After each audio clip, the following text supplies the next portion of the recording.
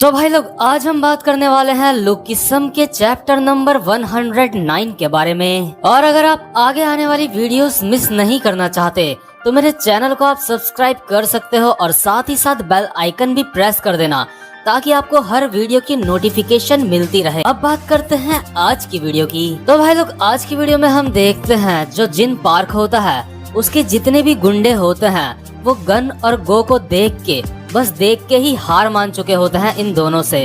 और साथ ही साथ में क्रिस्टल के फादर यानी एचएनएच ग्रुप के सीईओ भी यहाँ पे पहुँच जाते हैं। इसके बाद हम देखते हैं जो क्रिस्टल के फादर होते हैं वो मिस्टर जैंग को कहते हैं, मिस्टर जैंग, तुम इस लड़की से जबरदस्ती नंगा नाच करवाने के लिए गलत कॉन्ट्रैक्ट्स का इस्तेमाल कर रहे हो, क्योंकि तुम्हारी कंपनी में 30% शेयर्स मेरे भी हैं, इसलिए मैं तुम्हें इस तरह की चीजें करने की इजाजत नहीं देता। तुम्हें पता भी है तुम्हारी इस बचकानी हरकत की वजह से हमारी कंपनी के शेयर्स कितने ज्यादा गिर चुके हैं। मैंने तुम्हारे ऊपर भरोसा करके इस कंपनी में 30% शेयर इन्वेस्ट करे थे, लेकिन अब देखो अब मेरे शेयर्स कहाँ हैं। इसके बाद मिस्टर जैंग कहता है, तुम बेवकूफ कहीं के, ये बस कुछ समय की बात थी। हम ये इसलिए कर रहे थे ताकि आरू हमारी कंपनी में टिकी रहे। हम ये इसलिए नहीं कर रहे थे ताकि हम अपनी कंपनी के शेयर्स बेच दें। हमारा भी जितना भी नुकसान हुआ है हमें बस एक आर्टिकल छपवाना होगा और हमारा सारा का सारा नुकसान रिकवर हो जाएगा। मैं जो कुछ भी कर रहा हूँ मैं कंपनी के लिए कर रहा हूँ और मेरे ये करने से कंपनी को ही फायदा होगा। मैं जो कुछ कर रहा हूँ इस वजह से आरू को अब हमें $3 मिलियन देने पड़ेंगे। तुम्हें पता भी है जिन लड़कियों को अपने सेलिब्रिटी होने का घमंड हो जाता है उनको अपने साथ बनाए रखना कितना ज्यादा मुश्किल होता है। और जो मैं कह रहा हूँ तुम्हें तो ये पहले से ही पता होना चाहिए। तुम ऐसे ही मुझे कंपनी से नहीं निकाल सकते और वैसे भी तुम मेरी ही कंपनी से मुझे कैसे निकाल सकते हो। इस कंपनी में मेरे शेयर्स 40% है और तुम्हारे शेयर्स सिर्फ 30% हैं। और अगर मैं अपने लोगों के शेयर्स भी जोड़ लूं जो है 15%, तो इसके बाद मेरे टोटल शेयर्स हो जाते हैं 55%। इसके बाद जिन पार्क कहता है, हाँ 5% शेयर मेरे पास भी है और डेफिनेटली मैं अपने 5% शेयर अपने भाई अपने दोस्त को ही दूंगा। इसके बाद मिस्टर जैंग कहता है, अगर तुम इस बारे में एक मीटिंग भी रखते हो तो तुम फिर भी मुझे इस कंपनी से बाहर नहीं निकाल सकते। इसके बाद क्रिस्टल के फादर कहते हैं, तो तुम्हारे लोगों के पास 15% शेयर्स है, क्या तुम्हें इस बात पे पूरा यकीन है? इसके बाद मिस्टर जैंग कहते हैं, हाँ मुझे इस बात पे पूरा यकीन है। मेरे लोगों के पास 15% शेयर्स हैं और वो मुझे कभी भी धोखा नहीं देंगे। इसके बाद क्रिस्टल के फादर कहते हैं, मुझे लगता है अभी अभी एक इंसान ऐसा है जिसे तुम्हारी कंपनी के 10% शेयर मिले हैं। और ये बात सुन के मिस्टर जैंग कहते हैं, नहीं नहीं ऐसा नहीं हो सकता। और तभी हम देखते हैं यहाँ पे डीजी आता है और डीजी कहता है, आई एम सॉरी सर। और जो क्रिस्टल होती है हैरान होकर अपने मन में सोच रही होती है कि क्या मेरे डैड का प्लान यही था। इसके बाद डीजी कहता है, मेरे पास जो 10% के शेयर हैं उन्हें मैं अपने सीईओ के लिए यूज करूंगा, यानी कि क्रिस्टल के फादर के लिए। इसके बाद जो मिस्टर जैंग होते हैं वो कहते हैं, तू साले नमक हराम, तू धोखेबाज कहीं के, तू मुझे अब तक अपना दुश्मन मानता रहा। मैंने तुझे पाला और तूने मुझे आखिरी में धोखा दिया। इसके बाद डीजी कहता है, क्या धोखा? मैंने ऐसा नहीं करा, मैं तो शुरुआत से ही अपने सीईओ की तरफ था। और तुमने कहा तुमने मुझे पाला, लेकिन वो इंसान ये हैं जिन्होंने मुझे बचपन से ट्रेन करा है। इसके बाद जो मिस्टर जैंग होता है वो गुस्से में कहता है, तुम लोगों की शुरुआत से यही प्लानिंग थी। तुम लोग शुरुआत से ही मुझसे मेरी कंपनी छीनना चाहते थे। मैंने ये कंपनी बहुत ही निचले स्तर से शुरू करी थी और आज मैं इस कंपनी को इस मुकाम पे लेके आया हूँ और तुम शुरुआत से ही इसे मुझसे छीनना चाहते थे। और जो क्रिस्टल होती है अभी अपने मन में सोच रही होती है कि क्या मेरे फादर का यही प्लान था, लेकिन अभी भी। इसके बाद मिस्टर जैंग कहते हैं, लेकिन अभी भी तुम मुझे इस कंपनी से निकाल नहीं सकते। अभी भी मेरे पास 45% के शेयर हैं और तुम्हारे पास सिर्फ 40% के शेयर हैं। इसके बाद जो हमारा डीजी होता है बड़े ही रिलैक्स होके कहता है, तुमने बिल्कुल सही कहा, लेकिन तुम्हारी इस बचकानी हरकत से जो तुम ये न्यूड शूट यहाँ पे करवा रहे थे, इस वजह से जितने भी हमारी कंपनी के शेयर्स थे वो सारे के सारे बहुत ही ज्यादा नीचे गिर गए। वो इतने ज्यादा सस्ते हो गए थे कि मैंने 10% और खरीद लिए। और जो मिस्टर जैंग होते हैं वो हैरान होकर अपने मन में सोच रहे होते हैं, नहीं नहीं ऐसा नहीं हो सकता। इसके बाद डीजी कहता है मेरे और सीईओ के शेयर्स मिला के हमारे पास अभी 50% से भी ज्यादा शेयर्स हैं, और क्योंकि हमारे पास तुमसे ज्यादा शेयर्स हैं तो इस नाते हम बिना मीटिंग के यहीं पे ये डिसाइड करते हैं मिस्टर जैंग कि हम बिना मीटिंग के तुम्हें इस कंपनी से निकालते हैं। इसके बाद जो मिस्टर जैंग होते हैं वो कहते हैं नहीं नहीं ऐसा नहीं हो सकता। डीजी एक बार दोबारा से सोचो, मैं तुम्हें सीईओ से भी ज्यादा बेहतर ऑफर दूंगा। कैसा रहेगा मैं तुम्हें कंपनी का वीपी बना दूं, मैं तुम्हें बहुत सारे स्टॉक्स भी दूंगा। इसके बाद जो डीजी होता है वो कहता है तुमने कहा तुम मुझे बेहतर ऑफर दोगे, लेकिन सीईओ ये कंपनी ही मेरे नाम पे करने वाले हैं, तो अब बताओ तुम इस कंपनी से अपना इस्तीफा खुद दोगे या हम तुम्हें जबरदस्ती धोखाधड़ी के केस में इस कंपनी से निकलवा दें। अरे यार जो मिस्टर जैंग होते हैं अभी उसकी हालत इतनी ज्यादा खराब हो जाती है, वो अपने मन में सोच रहा होता है मेरी कंपनी, और ये बंदा यहीं पे बेहोश हो जाता है। और यार अभी जो हमारी क्रिस्टल होती है ना वो हैरान होके अपने मन में सोच रही होती है क्या फादर ने ये कंपनी अपने नाम कर ली पूरी की पूरी। मैं यानी कि क्रिस्टल, मैं पापरिका टीवी की सीईओ हूँ। गन और गो ये दोनों ब्लैक मार्केट चलाते हैं जिसमें उनकी मदद कोजी करता है, और अब डीजी पूरी पीटीजे कंपनी उसकी है। सारे लोगों के पास एक एक कंपनियां हैं। आखिर मेरे डैड करना क्या चाहते हैं। तो यार इसके बाद जो यहाँ पे ये आरू वाला मामला होता है ये सारा का सारा यहीं पे निपट जाता है। तो इसके बाद जब डीजी यहाँ से जा रहा होता है, इसके बाद हमारा हैंडसम वाला डैनियल डीजी को कहता है हे डीजी रुको, मुझे तुमसे कुछ बात करनी है, मुझे तुमसे कुछ पूछना है। इसके बाद डीजी कहता है मेरे पास अभी कोई भी वजह नहीं है तुमसे बात करने की, लेकिन जब वक्त आएगा तो मैं तुमसे मिलने जरूर आऊंगा। और जो हमारा डैनियल होता है वो कहता है क्या आखिर तुम्हारा मतलब क्या है। और हम देखते हैं जो डीजी होता है वो अपनी कार में बैठ के यहाँ से निकल लेता है, और हम देखते हैं जो क्रिस्टल के फादर होते हैं वो स्टाइल में बैठ के ये सारा का सारा तमाशा आराम से ऑब्जर्व कर रहे होते हैं। इसके बाद जो हमारा डैनियल होता है अपने मन में सोच रहा होता है मेरी क्लास में जो क्रिस्टल पढ़ती है वो इस लड़की की बहन है, कि क्यों ना मैं उसको कहूँ कि मेरी मुलाकात वो डीजी से करवा दे। और जो अभी सुंदर वाली क्रिस्टल होती है अपने मन में सोच रही होती है आखिर ये लड़का यहाँ पे कर क्या रहा है। और यार जब ये सारी की सारी चीजें चल रही होती है ना तो उस वक्त पे हमारा जो वास्को होता है वो गो से बात कर रहा होता है और उसको याद दिलाने की कोशिश कर रहा होता है कि एक बार हम पहले भी मिले थे। लेकिन यार जो हमारा गो है उसको घंटा याद नहीं रहता कि उसके साथ पहले क्या हुआ था। इसके बाद गो कहता है क्या तुमने मुझसे कहा था कि ताकतवर कैसे बना जाए। अच्छा मुझे याद आ गया। ओह माय तुम काफी ज्यादा बड़े हो चुके हो। इसके बाद वास्को कहता है तो अब तुम्हें याद आया मैं कौन हूँ। मैंने बिल्कुल वैसी ही ट्रेनिंग करी जैसा कि तुमने मुझे कहा था।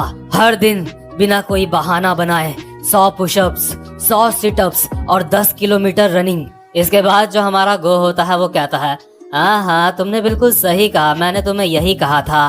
और यार जो भी गो होता है अपने मन में कह रहा होता है अबे तूने ये सच में करा, मैंने तो वो बस एक कॉमिक में पढ़ा था।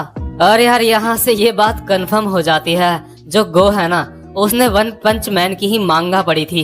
इसके बाद जो गो होता है वो वास्को को कहता है वैसे अभी भी तुम इतने ज्यादा बुरे नहीं हो, आखिर तुम इतना ज्यादा स्ट्रॉन्ग क्यों बनना चाहते हो। स्ट्रॉन्ग बनने से कोई भी फायदा नहीं होता। इसके बाद वास्को कहता है मैं तुम जैसे बुरे लोगों से ज्यादा ताकतवर बनना चाहता हूँ ताकि मैं तुम जैसे लोगों से कभी भी ना हारूं। और यार हम देखते हैं यहाँ पे गन भी होता है। गन गो को कहता है क्या तुम टबैस्को को जानते हो। और यार जो हमारा गो होता है ना उसको अभी बहुत ज्यादा हंसी आ रही होती है। वो कहता है क्या कहा तुमने, टबैस्को क्या ये एक फॉरेनर है, क्या ये मैक्सिका से आया है यहाँ पे। इसके बाद जो वास्को होता है वो गो को कहता है मैं और ज्यादा स्ट्रॉन्ग बनना चाहता हूँ, प्लीज मुझे सिखाओ। इसके बाद गो कहता है तो ठीक है टबैस्को, मैं तुम्हें बताता हूँ तुम्हें क्या करना है। इसके बाद वास्को कहता है क्या सच में कमाल हो गया। इसके बाद गो कहता है तो तुम्हें रोज बिना बहाना बनाए 200 पुशअप्स, 200 सिटअप्स और 20 किलोमीटर रनिंग करनी है। इसके बाद वास्को कहता है अच्छा मुझे पता था, यस। और गन अपने मन में सोच रहा होता है अबे जो तू ट्रेनिंग पहले करता था इसने बस वही डबल कर दिया है, तू इतना ज्यादा इम्प्रेस किस बात से हो रहा है इससे।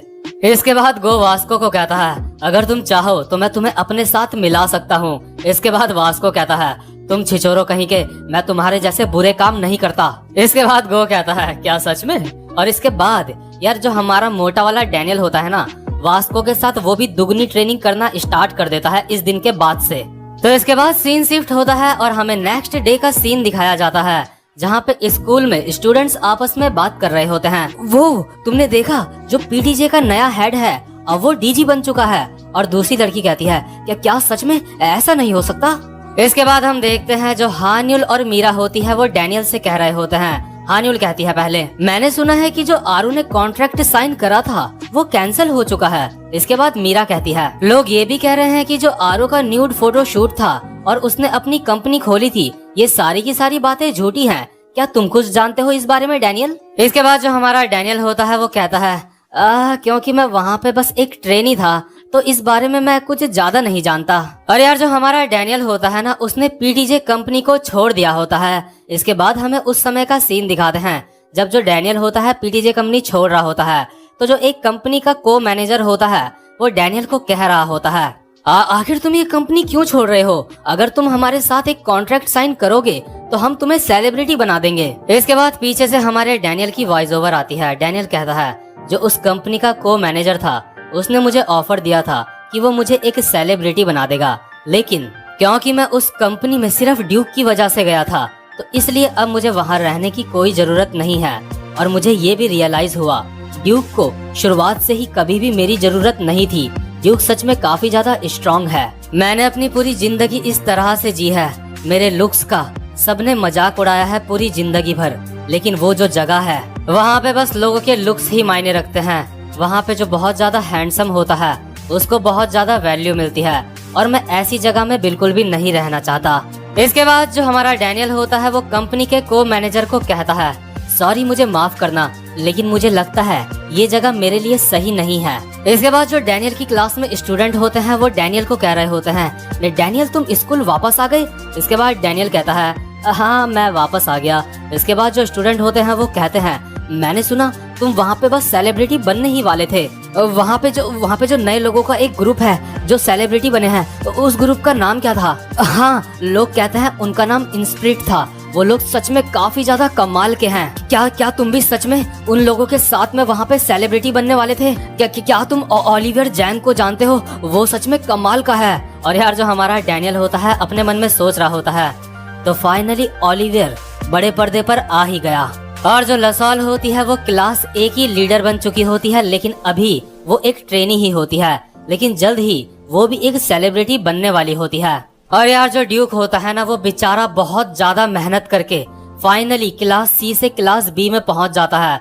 वो अपनी दादी से बहुत ही कस के गले लगता है। और यार जो हमारा ड्यूक होता है ना, बहुत ही ज्यादा फूट के रो रहा होता है वो खुशी के मारे। इसके बाद हम देखते हैं जॉय को, जो अभी एक आलीशान घर में होती है। वो कह रही होती है, क्योंकि डैनियल ने भी अब कंपनी छोड़ दी है तो मुझे अब वहाँ बिल्कुल भी मजा नहीं आ रहा था, इसलिए मैंने भी वहाँ से कंपनी छोड़ दी। क्या जब मैं ग्रेजुएट हो जाऊंगी उसके बाद मैं भी तुम्हारे स्कूल में पढ़ने आ सकती हूँ? क्योंकि वो सारे के सारे लोग उसी स्कूल में पढ़ते हैं जहाँ पे मेरा बड़ा भाई पढ़ता है। और ब्रो, डैनियल भी तुम्हारे ही स्कूल में पढ़ता है ना? मतलब कि यार जो हमारा डैनियल है ना, अब दोनों भाई बहन डैनियल के पीछे पड़े हुए हैं। तो फाइनली यहाँ पे ये बात रिवील हो चुकी है, जो हमारा जे होता है जॉय उसी की बहन होती है। इसके बाद सीन शिफ्ट होता है और हम देखते हैं आरू को। आरू कॉल पे बात कर रही होती है, हाँ मैंने अपना सारा घर साफ कर दिया है। सच में यहाँ की हालत बहुत ज्यादा खराब थी। मुझे लगता है मैं सच में काफी ज्यादा बदल गई हूँ अब पहले से। जो कुछ भी मेरे पास था मैंने सब कुछ खो दिया है, और फाइनली अब मैं एक नई इंसान बन चुकी हूँ। और वैसे भी मैं गैंगस्टर्स लोगों का सहारा लेके ऊपर बढ़ी थी, इसलिए जो चीज मैं डिजर्व करती थी मुझे वही मिली है। मैं अब दोबारा से अपनी शुरुआत करूंगी, बिल्कुल एक नए इंसान के तौर पे। डायरेक्टर सर, ये नई आरू सिर्फ आपके लिए है। और जिस डायरेक्टर से आरू अभी बात कर रही होती है वो अभी कॉल पे अपनी लार टपका रहा होता है। मतलब कि यार ये जो आरू है ना, ये कभी भी नहीं सुधरने वाली। दुनिया में ऐसे कई सारे लोग होते हैं जो ठोकर लगने के बाद सुधर जाते हैं, लेकिन कई ऐसे ढीठ भी होते हैं जिनको ठोकर भी लग जाती है लेकिन उसके बावजूद भी वो सुधरते नहीं हैं। और इसके नेक्स्ट सीन में हम देखते हैं एक लड़की डैनियल की ऑनलाइन वीडियो देख रही होती है, और हम देखते हैं ये लड़की वही होती है जो भीड़ से डैनियल को इस तरह से घूर रही होती है जैसे कि वो डैनियल को खा ही जाएगी। और यार इस लड़की को देख के ऐसा लग रहा होता है जैसे ये फीमेल गंगनम लैंडलॉर्ड है। इसका जो पूरा घर होता है, पूरा रूम होता है, वहाँ पे बस डैनियल की ही फोटो चिपकी हुई होती है। लाखों फोटो उसकी वहाँ पे इस लड़की ने चिपका रखी होती है और हवस भरी नजरों से अंधेरे कमरे में ये डैनियल की वीडियो देख रही होती है। तो यार ये वाला चैप्टर यहीं पे खत्म होता है। उम्मीद करता हूँ कि आपको आज की वीडियो भी पसंद आई हो। और यार देखो, जितने भी बंदे इस वीडियो में आते हैं ना, वीडियो को लाइक करके यार जरूर जाना। मतलब क्या चला जाता है आपका अगर वीडियो को आप लाइक कर दोगे। तो भाई लोग बहुत बहुत शुक्रिया आप सबका मुझे सपोर्ट करने के लिए। तो भाई लोग अब मैं आपसे मिलूंगा अपनी नेक्स्ट वीडियो में। तब तक के लिए गुड बाय।